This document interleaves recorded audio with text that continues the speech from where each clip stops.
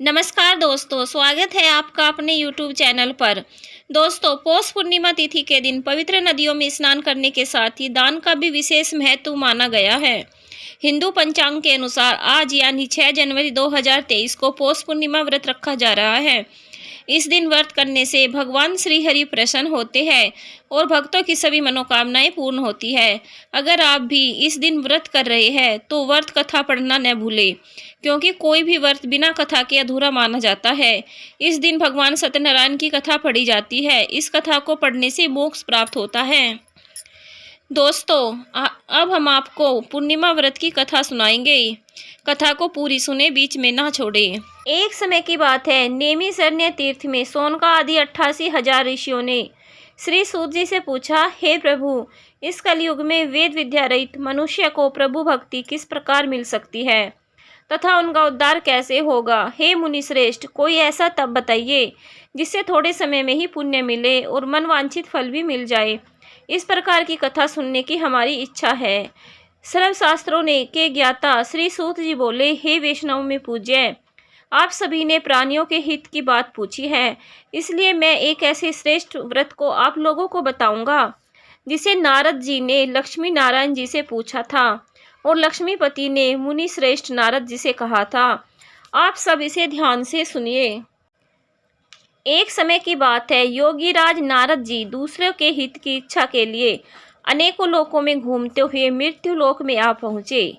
यहाँ उन्होंने अनेक योनियों में जन्मे हुए प्राय सभी मनुष्य को अपने कर्मों द्वारा अनेकों दुखों से पीड़ित देखा। उनका दुख देख नारद जी सोचने लगे कि कैसा यत्न किया जाए जिसके करने से निश्चित रूप से मानव के दुखों का अंत हो जाए। इसी विचार पर मनन करते हुए वह विष्णु लोक में गए। वहाँ वह देवों के इस नारायण की स्तुति करने लगे, जिनके हाथों में शंख, चक्र, गदा और पदन थे, गले में वरमाला पहने हुए थे। स्तुति करते हुए नारद जी बोले, हे भगवान, आप अत्यंत शक्ति से संपन्न हैं। मन तथा वाणी भी आपको नहीं पा सकती। आपका आदि मध्य तथा अंत नहीं है।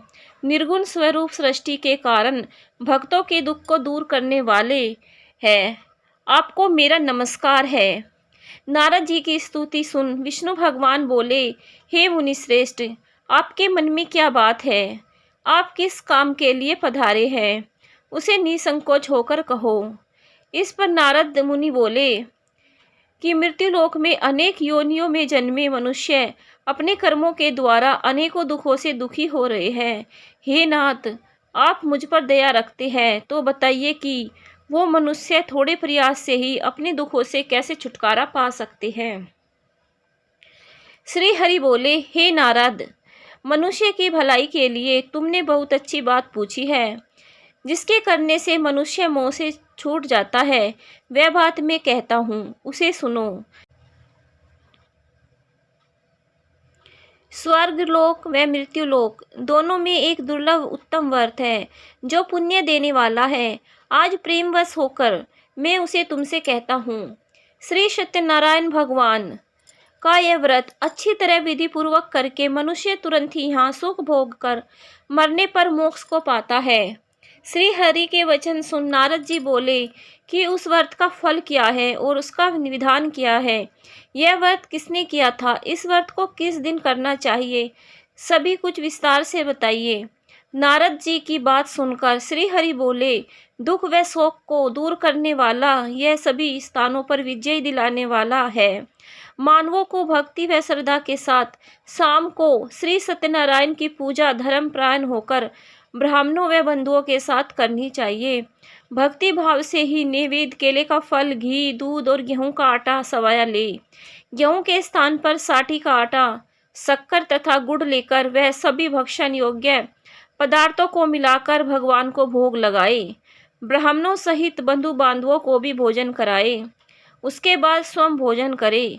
भजन कीर्तन के साथ भगवान की भक्ति में लीन हो जाए।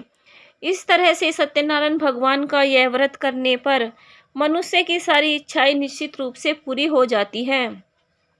इस कलिकाल अर्थात कलयुग में मृत्युलोक में मोक्ष का एक यही सरल उपाय बताया गया है। इति श्री सत्यनारायण व्रत कथा का प्रथम अध्याय संपूर्ण होता है। श्रीमन नारायण नारायण नारायण, भजमन नारायण नारायण नारायण। श्री सत्यनारायण भगवान की जय। दोस्तों, सभी कमेंट बॉक्स में सत्यनारायण भगवान की जय जरूर लिखें। दोस्तों, सत्यनारायण भगवान की कथा का दूसरा अध्याय हम शुरू करते हैं। बोलो सत्यनारायण भगवान की जय। सूत जी बोले, हे ऋषियों, जिसने पहले समय में इस व्रत को किया था उसका इतिहास कहता हूँ, ध्यान से सुनो। सुंदर काशीपुरी नगरी में एक अत्यंत निर्धन ब्राह्मण रहता था। भूख प्यास से परेशान वह धरती पर घूमता रहता था। ब्राह्मणों से प्रेम करने वाले भगवान ने एक दिन ब्राह्मण का वेश धारण कर उसके पास जाकर पूछा, हे विप्र, नित्य दुखी होकर तुम पृथ्वी पर क्यों घूमते हो? दीन ब्राह्मण बोला, मैं निर्धन ब्राह्मण हूँ, भिक्षा के लिए धरती पर घूमता हूँ। हे भगवान, यदि आप इसका कोई उपाय जानते हो तो बताइए। वृद्ध ब्राह्मण कहता है कि सत्यनारायण भगवान मनोवांछित फल देने वाले हैं, इसलिए तुम उनका पूजन करो। इसे करने से मनुष्य सभी दुखों से मुक्त होता है। वृद्ध ब्राह्मण बनकर आए सत्यनारायण भगवान उस निर्धन ब्राह्मण को व्रत का सारा विधान बताकर अंतर्ध्यान हो गए। ब्राह्मण मन ही मन सोचने लगा कि जिस व्रत को वृद्ध ब्राह्मण करने को कह गया है, मैं उसे जरूर करूँगा। वह निश्चय करने के बाद उसे रात में नींद भी नहीं आई। वह सवेरे उठकर सत्यनारायण भगवान के व्रत का निश्चय कर भिक्षा के लिए चला गया। उस दिन निर्धन ब्राह्मण को भिक्षा में बहुत धन मिला, जिससे उसने बंधु बांधवों के साथ मिलकर श्री सत्यनारायण भगवान का व्रत संपन्न किया। भगवान सत्यनारायण का व्रत संपन्न करने के बाद वह निर्धन ब्राह्मण सभी दुखों से छूट गया और अनेक प्रकार की संपत्तियों से युक्त हो गया। उसी समय से यह ब्राह्मण हर मास इस व्रत को करने लगा। इस तरह से सत्यनारायण भगवान के व्रत को जो मनुष्य करेगा वह सभी प्रकार के पापों से छूटकर मोक्ष को प्राप्त होगा। जो मनुष्य इस व्रत को करेगा वह भी सभी दुखों से मुक्त हो जाएगा। सूत जी बोले कि इस तरह से नारद जी से नारायण जी का कहा हुआ श्री सत्यनारायण व्रत को मैंने तुमसे कहा। हे विप्रो, मैं अब और क्या कहूँ? ऋषि बोले, हे मुनिवर, संसार में उस विप्र से सुनकर और किस किस ने इस व्रत को किया है, हम सब इस बात को सुनना चाहते हैं। इसके लिए हमारे मन में श्रद्धा का भाव है। सूत जी बोले, हे मुनियों, जिसने इस व्रत को किया है वह सब सुनो। एक समय वही विप्र धन व ऐश्वर्य के अनुसार अपने बंधु बांधवों के साथ इस व्रत को करने को तैयार हुआ। उसी समय एक लकड़ी बेचने वाला बूढ़ा आदमी आया और लकड़ियां बाहर रखकर अंदर ब्राह्मण के घर में गया। प्यास से दुखी वह लकड़हारा उनको व्रत करता देख विप्र को नमस्कार कर पूछने लगा कि आप यह क्या कर रहे हो तथा इसके करने से क्या फल मिलेगा, कृपया करके मुझे भी बताएं। ब्राह्मण ने कहा कि सब मनोकामनाओं को पूरा करने वाला यह सत्यनारायण भगवान का व्रत है। इनकी कृपा से ही मेरे घर में धन धान्य की वृद्धि हुई है। विप्र से सत्यनारायण व्रत के बारे में जानकर लक्कड़हारा बहुत प्रसन्न हुआ। चरणामृत लेकर वह प्रसाद खाने के बाद वह अपने घर गया। लक्कड़हारे ने अपने मन में संकल्प किया कि आज लकड़ी बेचने से जो धन मिलेगा उसी से श्री सत्यनारायण भगवान का उत्तम व्रत करूंगा। मन में इस विचार को ले बूढ़ा आदमी सिर पर लकड़ियां रखकर उस नगर में बेचने गया जहां धनी लोग ज़्यादा रहते थे। उस नगर में उसे अपनी लकड़ियों का दाम पहले से 4 गुना अधिक मिलता है। बूढ़ा प्रसन्नता के साथ दाम लेकर केले, शक्कर, घी, दूध, दही और गेहूं का आटा ले और सत्यनारायण भगवान के व्रत की अन्य सामग्री लेकर अपने घर गया। वहां उसने अपने बंधु बांधवों को बुलाकर विधि विधान से सत्यनारायण भगवान का पूजन और व्रत किया। इस व्रत के प्रभाव से वह बूढ़ा लक्कड़हारा धन, पुत्र आदि से युक्त होकर संसार के समस्त सुख भोग कर अंतकाल में बैकुंठ धाम को चला गया। इति श्री सत्यनारायण व्रत कथा का द्वितीय अध्याय संपूर्ण होता है। श्रीमन नारायण नारायण नारायण, भजमन नारायण नारायण नारायण। श्री सत्यनारायण भगवान की जय। सब बोले।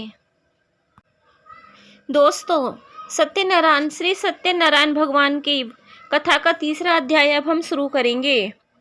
सूत जी बोले, हे श्रेष्ठ मुनियों, अब आगे की कथा कहता हूँ। पहले समय में उल्कामुख नाम का एक बुद्धिमान राजा था। वह सत्यवक्ता और जितेंद्रिय था। प्रतिदिन देव स्थानों पर जाता और निर्धनों को धन देकर उनके कष्ट दूर करता था। उसकी पत्नी कमल के समान मुख वाली सती साध्वी थी। भद्रशिला नदी के तट पर उन दोनों ने श्री सत्यनारायण भगवान का व्रत किया। उसी समय साधु नाम का एक वेश्या आया। उसके पास व्यापार के लिए बहुत सा धन भी था।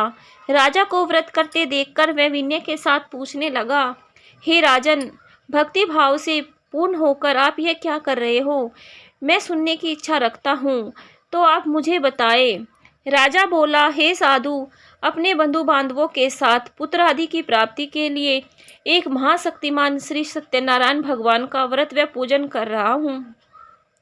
राजा के ऐसे वचन सुन साधु आदर से बोला, हे राजन, मुझे इस व्रत का सारा विधान कहिए।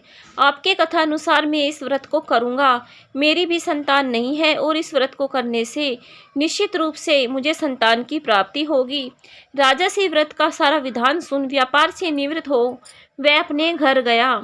साधु वेश्या ने अपनी पत्नी को संतान देने वाले इस व्रत का वर्णन कह सुनाया और कहा कि जब मेरी संतान होगी तब मैं इस व्रत को करूँगा। साधु ने इस तरह के वचन अपनी पत्नी लीलावती से कहे।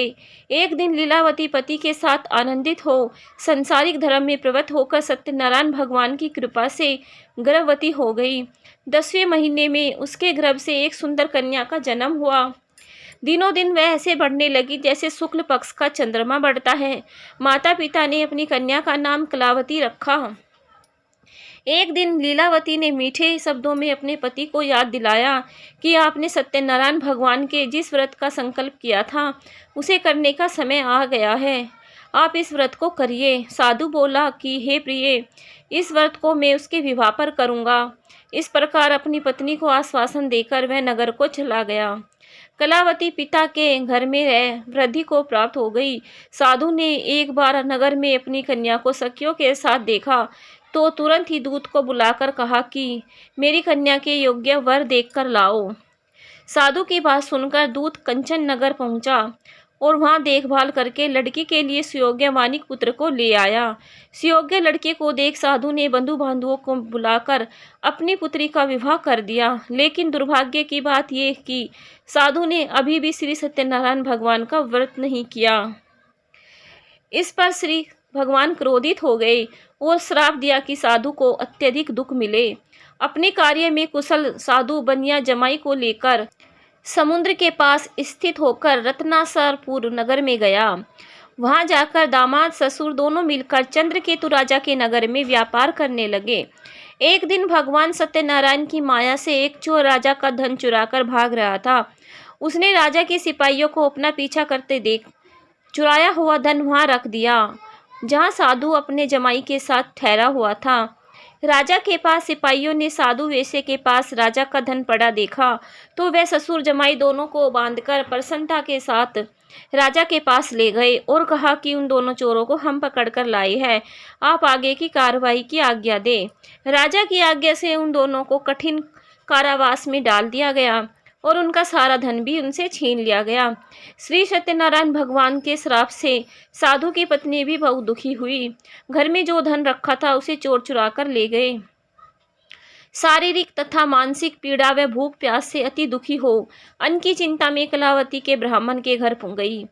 वहां उसने श्री सत्यनारायण भगवान का व्रत होते देखा। फिर कथा भी सुनी। वह प्रसाद ग्रहण कर वह रात को घर वापिस आई। माता ने कलावती से पूछा कि हे पुत्री, अब तक तुम कहाँ थी? तेरे मन में क्या है? कलावती ने अपनी माता से कहा, हे माता, मैंने एक ब्राह्मण के घर में श्री सत्यनारायण भगवान का व्रत देखा है। कन्या के वचन सुन लीलावती भगवान के पूजन की तैयारी में करने लगी। लीलावती ने परिवार व बंधुओं सहित सत्यनारायण भगवान का पूजन किया और उनसे वर मांगा कि मेरे पति तथा जमाई शीघ्र घर आ जाएं। साथ ही यह भी प्रार्थना की कि हम सबका अपराध क्षमा करें। श्री सत्यनारायण भगवान इस व्रत से संतुष्ट हो गए और राजा चंद्रकेतु को सपने में दर्शन देकर कहा कि हे राजन, तुम उन दोनों वेश्यों को छोड़ दो और तुमने उनका जो धन लिया है उसे वापस कर दो।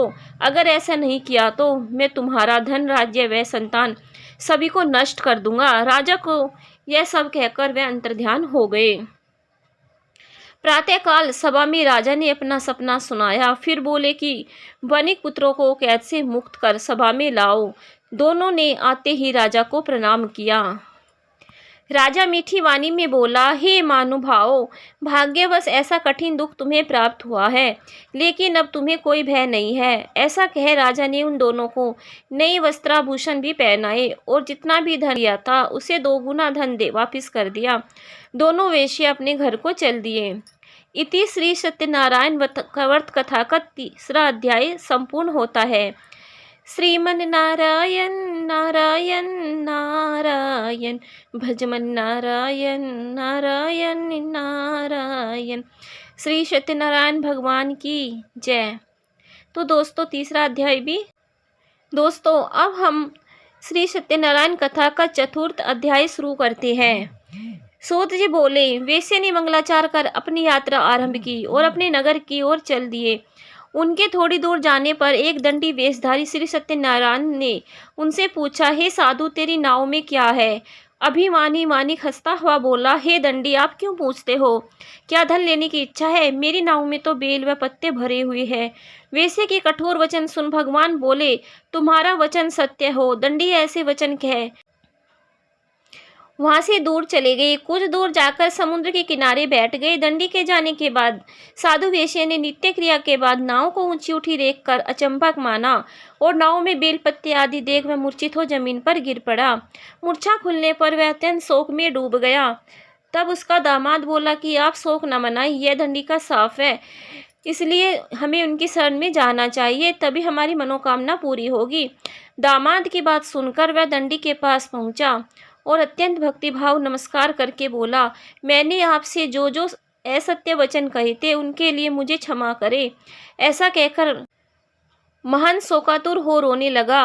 तब दंडी भगवान बोले, हे वानिक पुत्र, मेरी आज्ञा से बार बार तुम्हें दुख प्राप्त हुआ है, तू मेरी पूजा से विमुख हुआ। साधु बोला, हे भगवान, आपकी माया से ब्रह्मा आदि देवता भी आपके रूप को नहीं जानते, तब मैं अज्ञानी कैसे जान सकता हूँ? आप प्रसन्न होइए, मैं अपने सामर्थ्य के अनुसार आपकी पूजा करूँगा, मेरी रक्षा करो और पहले के समान नौका में धन भर दो। साधु वेश्या के भक्तिपूर्वक वचन सुनकर भगवान प्रसन्न हो गए और उसकी इच्छा अनुसार वरदान देकर अंतर्ध्यान हो गए। ससुर जमाई जब नाव पर आए तो नाव धन से भरी हुई थी। फिर वही अपने अन्य साथियों के साथ सत्यनारायण भगवान का पूजन कर अपने नगर को चल दिए।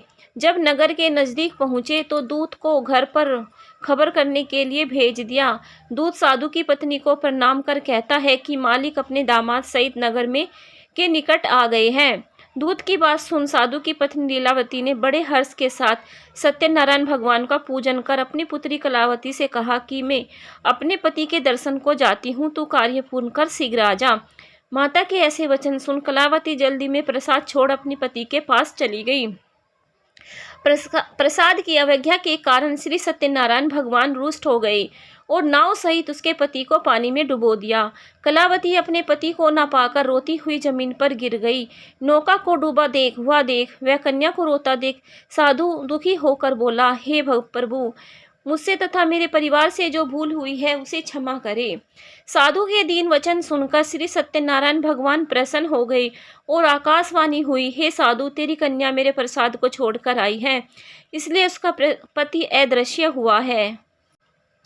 यदि वह घर जाकर प्रसाद खाकर लौटती है तो इसे इसका पति अवश्य मिलेगा। ऐसी आकाशवाणी सुन कलावती घर पहुंचकर प्रसाद खाती है और फिर आकर अपने पति के दर्शन करती है।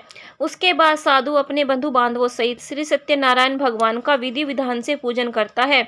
इस लोक का सुख भोग कर वह अंत में स्वर्ग को जाता है। इति श्री सत्यनारायण व्रत कथा का 4th अध्याय संपूर्ण होता है। श्रीमन नारायण नारायण नारायण, भजवन नारायण नारायण नारायण। श्री सत्यनारायण भगवान की जय। दोस्तों, अब हम श्री सत्यनारायण कथा का 5वां अध्याय शुरू करते हैं। श्री सूत जी बोले, हे ऋषियों, मैं और भी एक कथा सुनाता हूँ, उसे भी ध्यानपूर्वक सुनो। प्रजापालन में लीन तुंग ध्वज नाम का एक राजा था।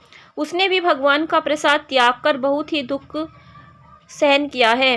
एक बार वन में जाकर वन्य पशुओं को मारकर वह बड़ के पेड़ के नीचे आया। वहाँ उसने ग्वालों की भक्ति भाव से अपने बंधुओं सहित सत्यनारायण भगवान का पूजन करते देखा।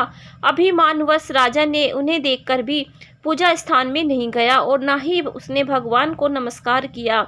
ग्वालों ने राजा को प्रसाद दिया, लेकिन उसने प्रसाद भी नहीं खाया और प्रसाद को वहीं छोड़कर वह अपने नगर को चला गया। जब वह नगर में पहुंचा तो वहां सब कुछ तहस नहस हुआ पाया, तो वह शीघ्र ही समझ गया कि यह सब भगवान ने ही किया है। वह दोबारा ग्वालों के पास पहुंचा और विधि पूर्वक पूजा करके प्रसाद खाया। श्री सत्यनारायण भगवान की कृपा से सब कुछ पहले जैसा हो गया। दीर्घकाल तक सुख भोगने के बाद मरण उपरांत उसे स्वर्गलोक की प्राप्ति हुई। जो मनुष्य परम दुर्लभ इस व्रत को करेगा तो भगवान सत्यनारायण की अनुकंपा से उसे धन धान्य की प्राप्ति होगी। निर्धन धनी हो जाता है और भयमुक्त होकर जीवन जीता है। संतानहीन मनुष्य को संतान का सुख मिलता है और सारे मनोरथ पूर्ण होने पर मानव अंतकाल में वैकुंठ धाम को जाता है। सूत जी बोले, जिन्होंने इस व्रत को किया है, अब उनके दूसरे जन्म की कथा कहता हूँ। वृद्ध सतानंद ब्राह्मण ने सुदामा का जन्म लेकर मोक्ष की प्राप्ति की। लक्कड़हारे ने अगले जन्म में निषाद बनकर मोक्ष प्राप्त किया। उल्कामुख राजा नाम का राजा दशरथ होकर बैकुंठ को गए। साधु नाम के वेश्या ने मोरध्वज बनकर अपने पुत्र को आरे से चीरकर मोक्ष पाया। महाराज तुंगध्वज ने स्वयंभू होकर भगवान में भक्ति युक्त वो क्रम कर मोक्ष को पाया। इति श्री सत्यनारायण व्रत कथा का पंचम अध्याय संपूर्ण होता।